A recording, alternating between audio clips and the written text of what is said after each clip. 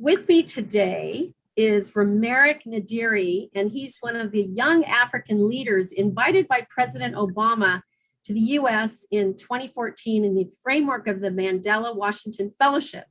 And Rebranding is from Cote d'Ivoire in West Africa. He is currently running an English language training institute with the vision of turning his country into a bilingual country by 2045. He has 17 years of experience in training. He is passionate about entrepreneurship, English, and leadership. Among the people he has been empowering so far are kids, students, and women for whom he designed the Best Youth Camp and a business education program, two programs to bridge the gap of graduate work readiness and help reduce the number of 12 million lives in Africa that are graduates coming on the marketplace every year. And he's going to be also bringing up to the stage none other than our princess, who he will be interviewing.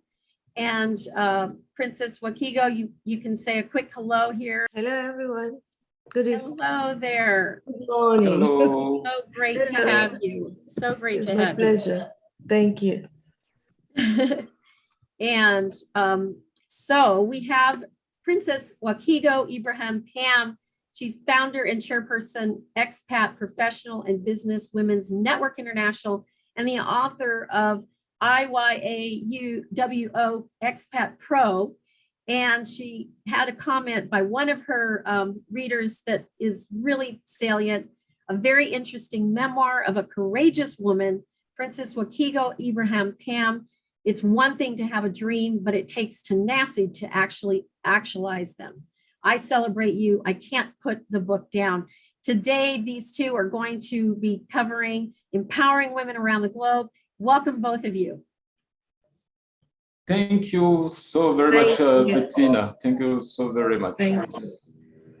So, we have the set. Thank you, Bettina. Thank you, everybody. So it is a pleasure and honor for us to, start with the virtual summit.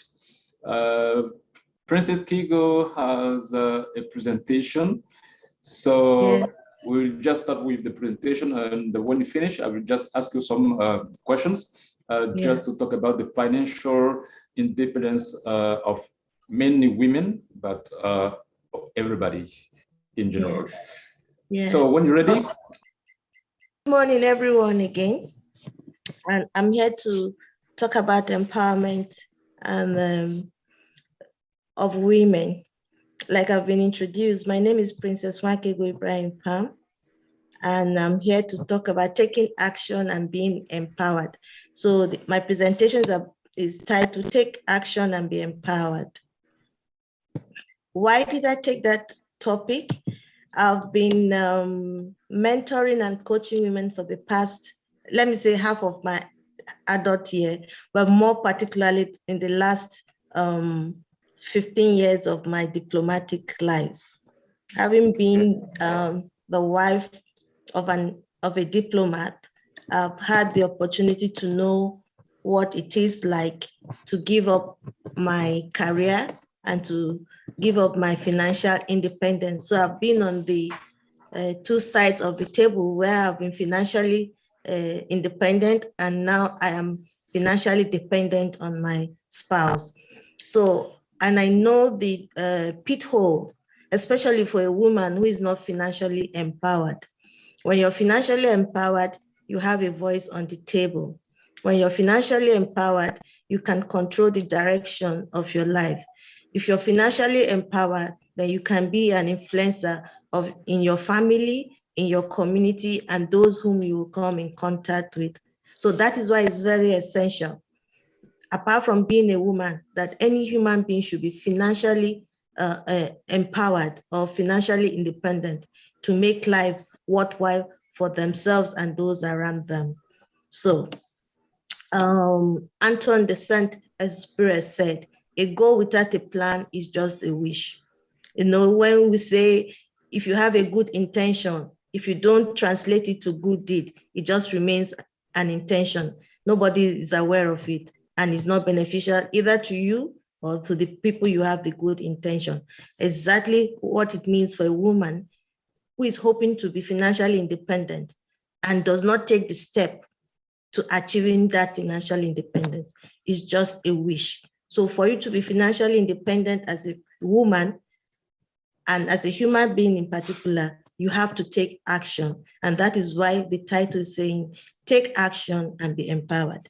You cannot be complacent, you cannot be nonchalant, because this financial independence is not going to be handed over to you on a platter of gold. You have to plan, you have to strategize, and you have to make sacrifices that will make life, that will channel your life to the path of financial empowerment. So I started the Expert Professional and Business Women's Network in 2013. This is based on having been a diplomatic wife for many years and having gone through the difficulties of not being able to start a career or start a business, and therefore lost my financial independence.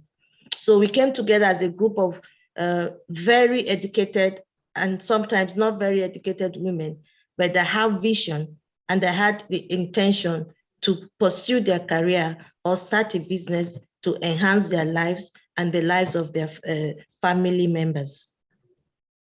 So after being the founder and chairperson of the Expert Professional Business Women's Network for the past 8 years, I have learned a lot through my leadership and through the expansion of this network that is inspiring over 25 countries across continents and across culture, religion, or economic background. So this network has really enriched my perception of what being a woman is in a global stage and what being a woman without an income also is. And I've also experienced finding my financial freedom. So today I'm just going to discuss what are the actions that we should take as a woman to empower ourselves, and what are the things that we should look forward to doing that can help us being a financially empowered woman. So we have funding for entrepreneurship, forming a cooperative. Here I said, it doesn't mean because you are not good in something, you cannot get better. You won't know until you try. So, you know, they say practice makes perfect. So even if you feel that you're not good at being an investor, you're not good at finding funding for your businesses, you're not good at forming a cooperative or networking, you have to start somewhere.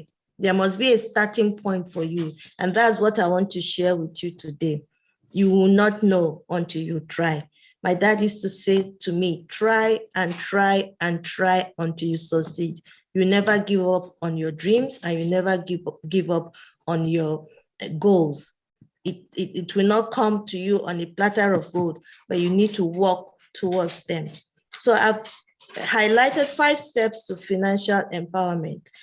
In this pyramid, we're going to start from the bottom, and it says goal setting. You have to set a goal, like I said from the beginning. Where do you want to be within a period of time?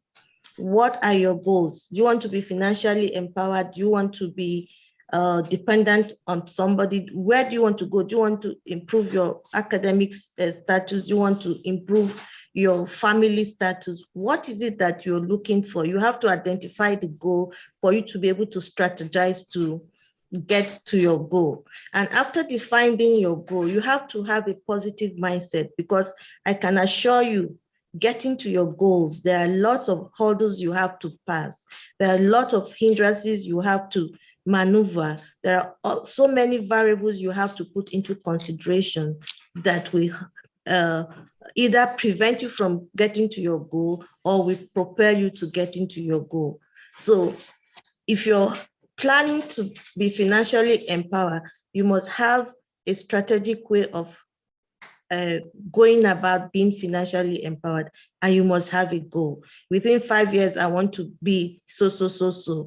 Within 5 years, I want to earn so amount. Like we just had Bettina said in her presentation, within 6 months, she hit the 6-figure amount. I'm wishing and hoping that I'll be able to achieve that. So after this summit, I'll be hooking up with her so that she can also teach me, hold my hands, and mentor me to the stage where I can also make a 6-figure income within 6 months, So you need to have a positive mindset, know your cash flow, know the value of money you have, and enjoy what you're doing. A lot of people are in jobs that they do not enjoy. And because they're in jobs they do not enjoy, they are unable to strategically value the money they make from the job. They are 24/7 complaining about their job, and that causes a distraction for them on how to strategize to invest that money coming from this job that they do not enjoy.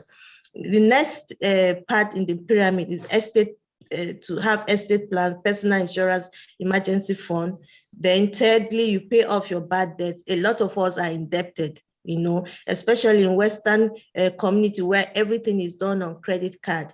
Many years back, I and my husband decided that, holding on to this credit card makes us much indebted that if we don't use credit card. So for me, one, I didn't even have a job to tie my credit card to. So up to now, I don't have a credit card. I don't operate with a credit card. I rather have the money to do what I need to do, and I spend the money that I have. I don't spend monies that I do not have. So a lot of people are in bad debt, and that is also one reason why we cannot be financially empowered, because as we make money, we are paying off our bad debts. And if we don't pay off those debts, we cannot be totally financially free or independent. The fourth one is how to invest for passive income. This investment for passive income is a new idea for me, and I have never seen making income in a passive way. I've always been somebody who believed that if you want to make an income, you have to work for it. But with many years of interaction with other leaders and platform leaders, I've learned that there are ways you can invest your money and your money is working for you. You're not working for the money. And this is a new phenomenon for me. I'm looking into, and I've taken advantage of it quite very recently. Then the fifth one is handle your wealth. A lot of us, we have a lot of wealth coming into our hands, but because we do not know how to handle the wealth or channel the wealth into constructive and strategic either investment or savings, a lot of money is being wasted. A lot, we cannot account for the wealth that have passed through our hands. But like I will always say, or as a woman of faith, God will always provide.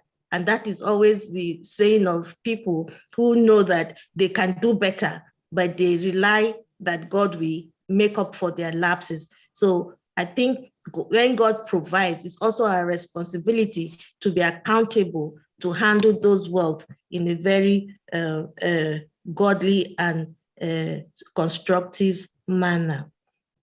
So we'll go to the next slide that talks about how do you maintain financial freedom. It says set financial goals.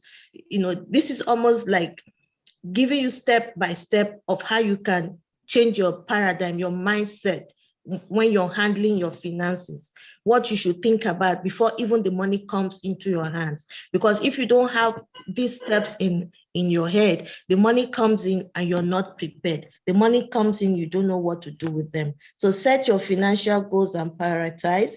Quantify your financial goals to freedom, start saving and investing prudently, review your portfolio periodically, remain focused on your goals, be diligent and patient.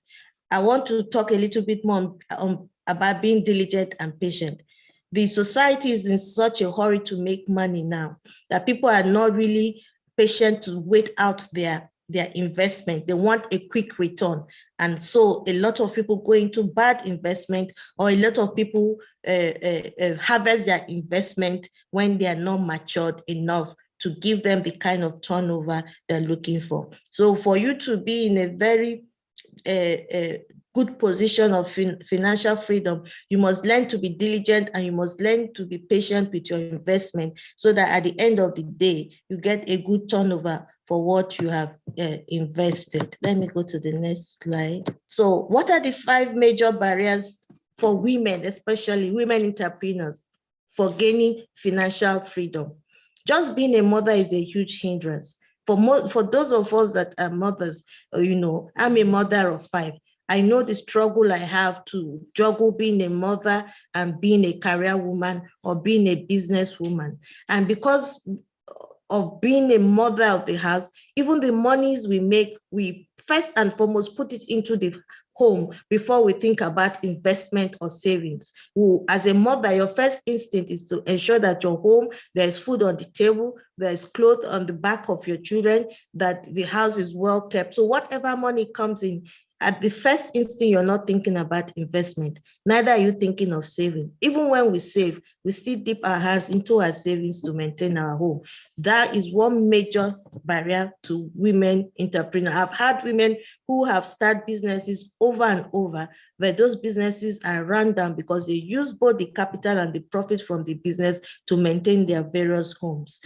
Secondly, the capacity to find appropriate funding. Women are naturally in the business world or in the market world, women are already biased against. We're looked at as people who cannot handle funding. We even though more of our businesses are successful, we find it difficult to find men or international organizations that have money to fund our projects, our businesses, and our careers.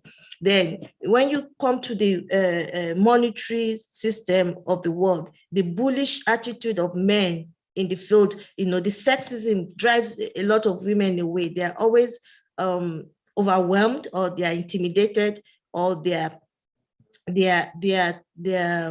talked down on to the point where they lose self-confidence that they're able to do what they know they can do. So we're appealing to the men in the society that when women's cooperative or organization or individuals come to you for funding, have a little bit of trust in their ability to do what they say they will do. Encourage them, because if you don't take a chance on somebody, then how would they have the experiences to be able to do better or to improve themselves in terms of managing funds or monies that have been entrusted to them? And then we also lack mentors who will hold your hands, hold you hand in hand until your goal is achieved and established. We have a lot of people who will say, oh, call upon me when you need this, I'm here to help you. But when it comes to the nitty-gritty of making that person's business or career successful, sometimes they are a bit too busy for that. So you find a lot of women finding their own ways in a very big ocean. Sometimes they get swallowed up by the hindrances that they encounter or the difficulties that they encounter, and then their dreams and their goals are quenched by those hindrances. And then again, as being women, we are being referred to as the weaker vessel. We are crippled with fear. The fear of failure is crippling, as most women fear failure is just a necessary outcome of their business. You see a woman who is so energized, who has the vision about her dreams, but she's so afraid because she feels that even if she succeeds, it has a glass ceiling, and at a particular time that she may fail, and that fear to fail prevents a lot of women from going outside their comfort zone to venture into the fields where it's mainly men dominated. So I have this, I said to myself, what am I doing to empower myself? And what about you? When some 2 or 3 years ago, I said to myself, I need to empower myself. I need financial breakthrough.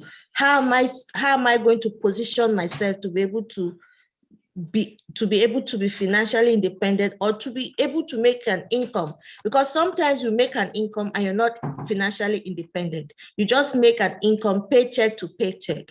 Having income paycheck to paycheck is not a financial independence. Financial independence is when you're able to survive without working for 2, 3, or 5 years, without having to work, then you're financially free. But if you're dependent on a paycheck every month, you're as good as a man at home who does not have a job, because once you lose that job, then you are not financially independent. So what did I do? I started writing books. And that is why I'll refer to you about the passive income.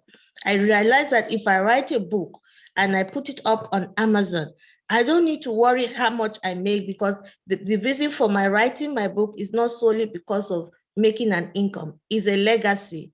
I wrote my book for a legacy reason, but that book is creating a passive income for me as we're speaking right now. Sometimes I get an email from Amazon to say, oh, we'll just transfer some money into your account. It will take 2 or 3 days to clear your account. And that gladdens my heart that something I have taken pleasure to write is creating an income for me, you know. So that's something. What are you doing to empower yourself? What steps are you taking to empower yourself? So I wrote my memoir, Iyawo the Expert Pro, and I'm also a co-author of My Voice, a best-selling book that I co-authored with 22 other women from different parts of the world.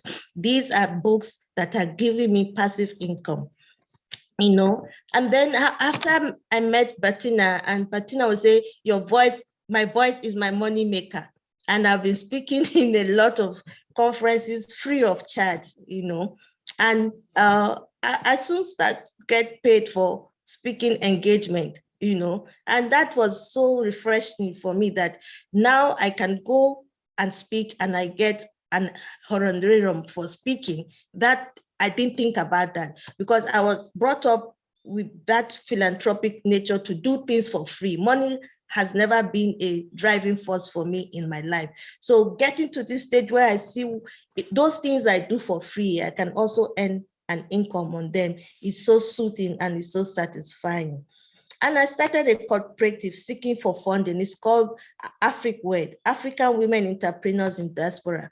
Why did I start this? I realized I had a summit where a director in the African Development Bank came to give a lecture, and she was talking about $30 billion available for women entrepreneurship to seek for funding.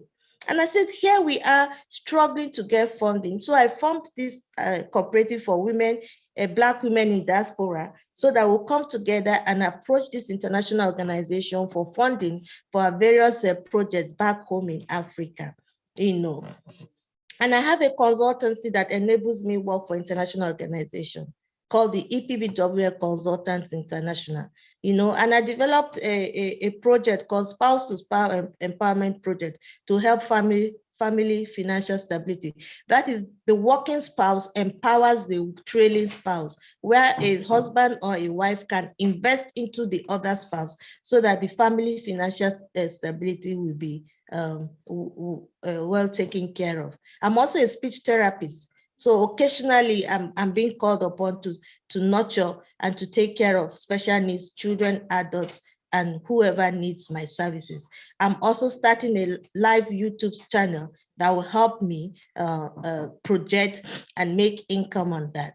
So I have this to say: taking fear away from my financial freedom, having the audacity to ask, and why I wrote a book, Iyawo the Expert Pro. You can see the link on Amazon for you to buy a copy. You will not regret it. It's a life-changing memoir that teaches you how to rebrand yourself, how to make money in peculiar circumstances where you find out that your qualifications and your degrees cannot earn you money. Then you have to be creative. You have to rebrand yourself. You have to adapt yourself to the environment you found yourself. You have to take away every pride. You have to take away every sentiment, and you have to create something for you that will give you sanity and make an income for you. And then I also say, taking fear away from my financial freedom, having the audacity to seek.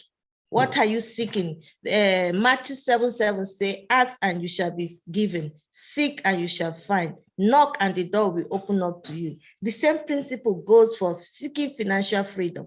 You cannot stay in your house not doing anything and you'll be seeking for financial freedom. You have to ask, you have to seek, and you have to knock for these doors to be open for you to be able to create wealth for yourself.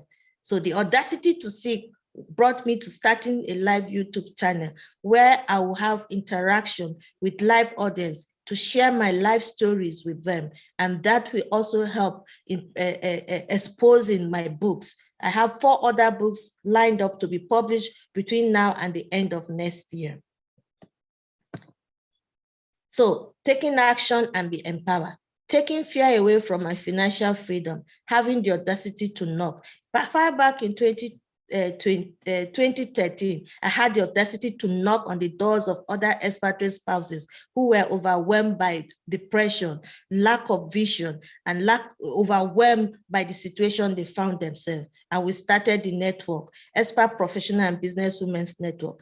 That networking is what gave me the power for empowerment, networking for empowerment. Sometimes people don't understand the power in networking. You don't know where you're going to meet your vision carrier. You don't know where you're going to meet somebody who will change your financial life around just in a moment, if you go to the right group and when you network correctly.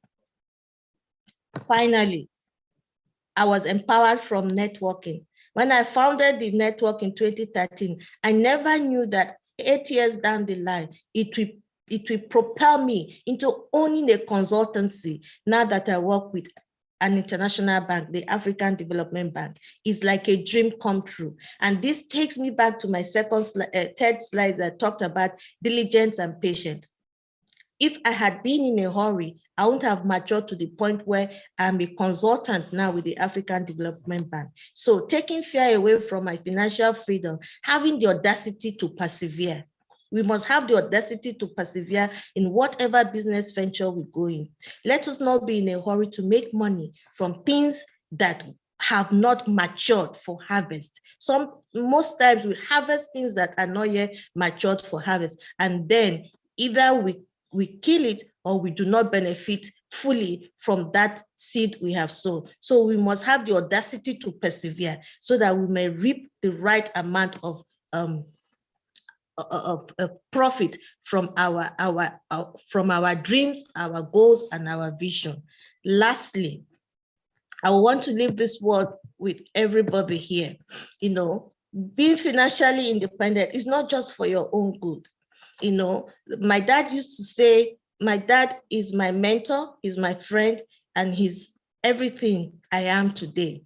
My father used to say that what good is it for a one-eyed king in the land of the blind? Of what use are you if you are a one-eyed king in the land of the blind? So in essence, financial independence is not just for your own selfish ends. It's not just for your own needs. It's not just for you to live big and large.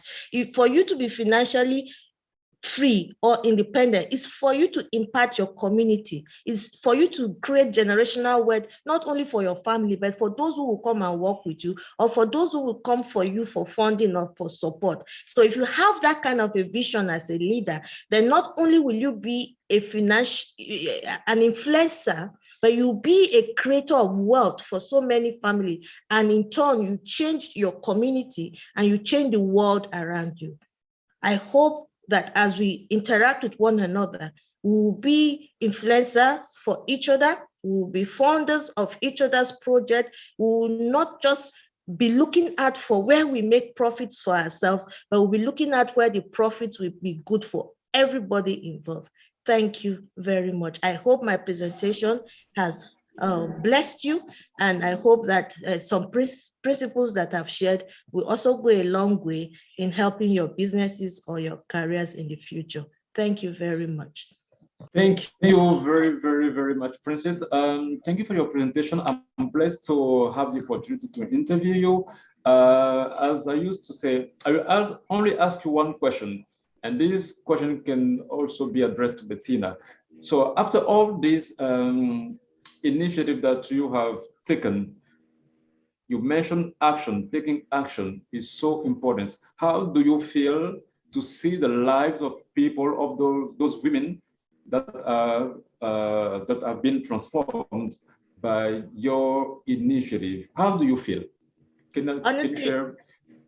Honestly, every day I cannot express the joy I feel when I see women that when they came into my life were confused, were depressed, Today, they are employers of labor.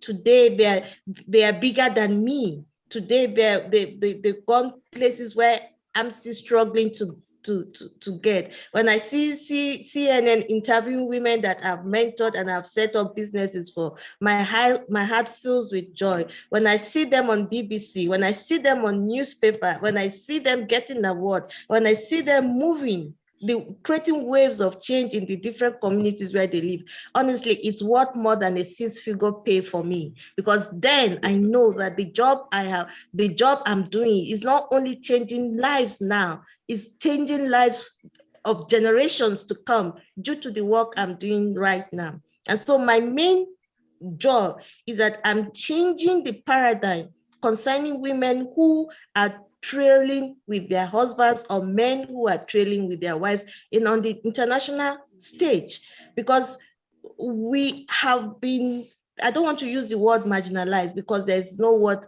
everybody's marginalized depending on how you look at it. We have not been paid the attention that we should be paid, because we've not been seen as individuals. We're always seen as dependent of the person working. When we are full adults, we're educated, we're able to contribute to the economy of a country, we're able to change the paradigm of our community, but we've not been given that opportunity most of the time. So we have to create jobs for ourselves. We have to keep ourselves occupied. We have to make ourselves very relevant in the communities we find ourselves. So yes, it is a thing of joy for me to see women now going in hundreds all over the world, in different continents in the world, achieving their dreams, having a voice, being financially empowered for them to pursue their dreams and being who they want to be on their own terms. You're muted. I know we are running out of time. Thank you very, very, very much for all, your experience you shared with us. I do hope that young ladies and other women will have the opportunity to watch this virtual summit for their own sake. Thank you so much. And thank you for the effort. I know it's almost 2 a.m. in South Korea at the moment. So yes. Thank you very much. And thank you, Bettina, for the opportunity. Thank you very, very, very much. Thank you, Bettina, for the opportunity. I'm looking forward to working with you hand in hand. We have a lot of work to do. There are a lot of women looking up to us, and we must not fail them. And we must be able to meet them at their level, so that we don't break them and we don't scare them away with our successes. So we need to teach them how we started, where we were, that we understand exactly where they should be, and we take them along with us hand in hand. We walk with them. Yes, and empowerment is really just amazing. Thank you, Romeric, for introducing us to Princess Wakigo, Ibrahim, Pam, and the two of you are doing work in other parts of the globe, which we want to be a part of. So thank you for bringing this all together. And Romeric, just in closing, can you share a little bit about what you're doing there in West Africa as well? Yes, I'm doing the same, almost the same as Princess is doing, empowering young people into entrepreneurship, initiative, because this is what will, save our continent, African continent. Today, everybody is aware and agrees that entrepreneurship is it is the right time for entrepreneurship, for everybody to get involved in entrepreneurship. So what I do is to run, business coaching sessions here. This morning I was live on Facebook, about running a session in business to people here and across the country, because I'm supported by the US Embassy here, and I have great people coming even for free just to share the experience so that other people can be empowered. So this is what I'm doing, and I do that with young people. I do that with even teenagers, because we need to do this. it is right, and it is the right time to do this. So this is what I'm currently doing. And you know, I'm in a Francophone country, French-speaking country. So I'm trying my best, you know, to get to allow people to have the opportunity to also be able to speak in English, so that they can broaden their opportunities, you know, in everything they are studying, in every business they are running, because this is so important. Just, you know, Princess is from Nigeria, and Nigeria is the biggest country in Africa. I'm right close to Nigeria. Cote d'Ivoire is just close to Nigeria in West Africa, and they are the two leading countries in West Africa. Nigeria for the, you know, English-speaking, you know, side, and Cote d'Ivoire for the French-speaking side. So we have a lot to do, and thank you, Bettina, for this opportunity you are giving us to share our experiences back home here. And I know Paul is around, and from East Africa, is going to also share his experience. It is the time. It is the time, because, you know, it is the time. Thank you very, very much. Thank you both. It's been great to have you and host you here.